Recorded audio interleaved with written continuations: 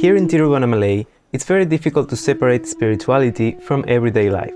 However, in this video I will not talk about spirituality or Arunachala or Ramana Maharshi, because I think if you're about to come here, those are things you have to experience on your own. So what I will do instead is to focus on the practical things I think you need to know before coming here. Tiruvannamalai is located in the southern part of India in the state of Tamil Nadu. The two closest airports are Bangalore and Chennai, and the easiest way to get from the airport to Tiru, as we call it, is by taking a taxi. The trip can take between 4 to 6 hours depending on the traffic, and it's very common to share that ride with someone else who's also traveling on the same date as you. Because the trip is quite long, drivers usually make some stops along the way to stretch out their legs or to go to the toilet, and it's perceived as a nice gesture if you invite them for coffee or tea. Taxis are not the only way to travel, although it's the way I would recommend, especially if it's your first time coming here. Alternatively, you can take a bus, which is much cheaper but much more uncomfortable. If you take a bus, you will end up here, in the main bus station. And from here, the easiest way to reach wherever you are staying is by taking a rickshaw.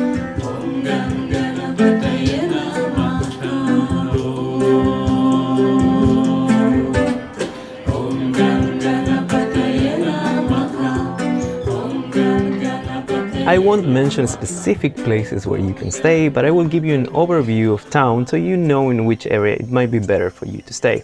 At the center of everything is Arunachala, the sacred hill, and probably the reason why you're coming here. Whether you know it or not, you have been invited to this place by the mountain, or at least that's what people will say. Around that mountain, I will define different areas to make this explanation a bit clearer. On the east side, you will find what we call town. It's probably the busiest area of Tiruvannamalai. That's where all the shops are, the bus station and the main temple. On the south side of Arunachala, you can find the main ashram, Brahman ashram. Most people who come here do so to be in the ashram, to meditate and participate in different pujas. If that's the reason why you are coming here, it makes sense to stay around that area. The main road that passes by the entrance of the ashram can be a very busy place, but as soon as you move a little bit farther away from that road, it gets much quieter. Depending on the season, you can find rooms for about 5,000 rupees a month. You can also stay for free at the ashram itself. I think you have to send them an email with about a month in advance or something like that. I don't really know how that works, so instead I will just leave you a link to the ashram website here in the description. If you want to stay close to the ashram but not as close, there is another lovely area called Perumbakam. It's a bit farther away, which makes it quieter, but still at a walking distance from the ashram. There are some nice restaurants, guest houses, and a beautiful lake where you can swim or watch the sunset. If you prefer having a whole place for yourself, you can find very nice houses for rent. This is the one I rented. It's located on the west side of Arunachala, in a lovely area away from the noise and the chaos of the city.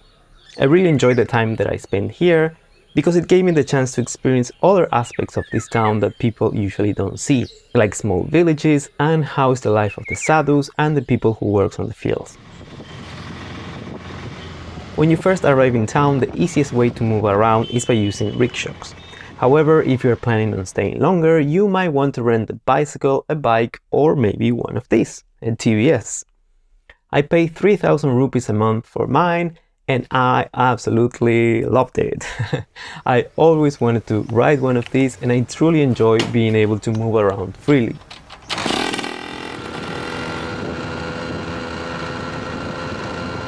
It took me a while to get used to the traffic though. It has its own flow, you have to be avoiding cows and dogs and people and trucks and everything. But once you learn, it's very nice to have your own vehicle. If you would like to rent a TVS or another bike, I will leave you some links in the description.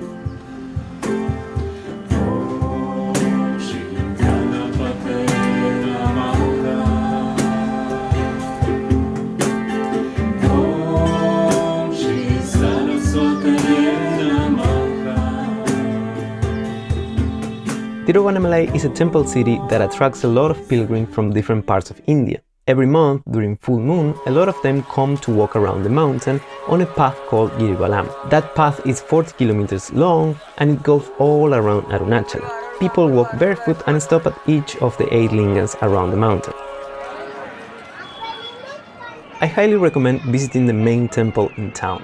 It's a place dedicated to Lord Shiva, and inside you can also find the place where Ramana Maharshi used to hide and meditate during his youth. The temple has 4 towers known as Gorupam, and the one on the east side is actually one of the highest in Tamil Nadu. Before entering, you will be asked to leave your shoes outside, and you can leave them pretty much anywhere. Just keep in mind that once you go out, you might not find them. This only happened to me once, but I think it's worth sharing.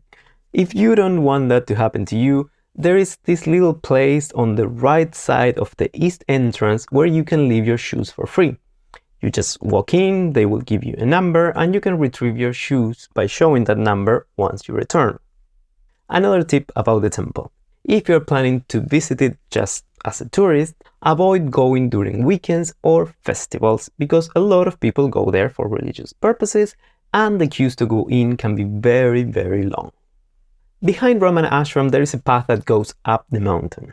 It's a very nice walk that offers excellent views of the town and temple. Along the path you will see Skanda Ashram and different caves where Ramana used to meditate. It's very common to find monkeys in this path, and there are 2 types of monkeys, normal monkeys and big monkeys. Both probably have their own scientific name, but I was just too lazy to Google it, so we just call them normal monkeys and big monkeys.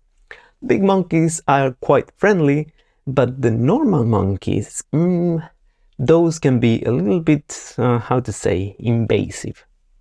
To keep them away, it's good to walk with some sort of stick, like a wooden stick or a selfie stick or whatever you have around. It's not like you're gonna hit the monkeys, of course, don't hit the monkeys. It's just a way to keep them away if you don't want them to get close to you.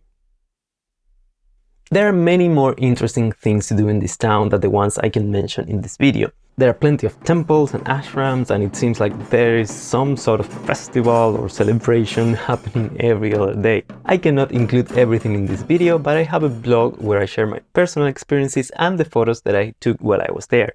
If you're interested in seeing some of my work, I will leave a link in the description. I'm also hoping to publish a small book with my photos and my experiences, and if that's ready by the time you are watching this, you will also find a link there in the description. And if it's not, you can maybe leave a comment saying you want to see the book that I haven't written yet. Just leave me a comment, that would be good.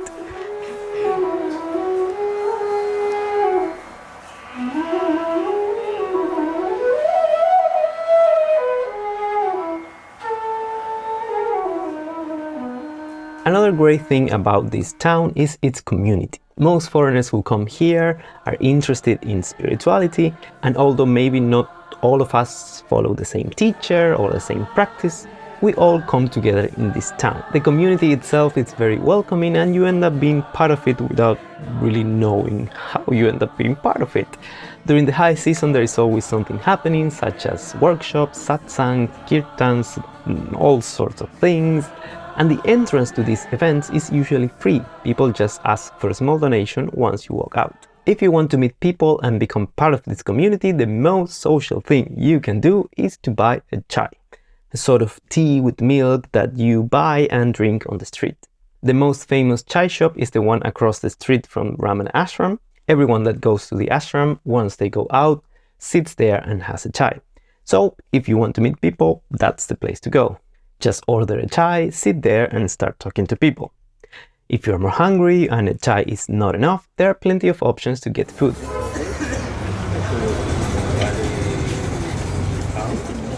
I ate a big piece in a row. You're joking? Okay, again. You can get food from different parts of India and some Western dishes as well. They might be a little bit more spicy than what you're used to, but they are quite decent. Since in most restaurants you can eat with your hands, you will find hand washes right next to the tables, which was something very new to me. Besides the restaurants, I would also recommend trying the street food.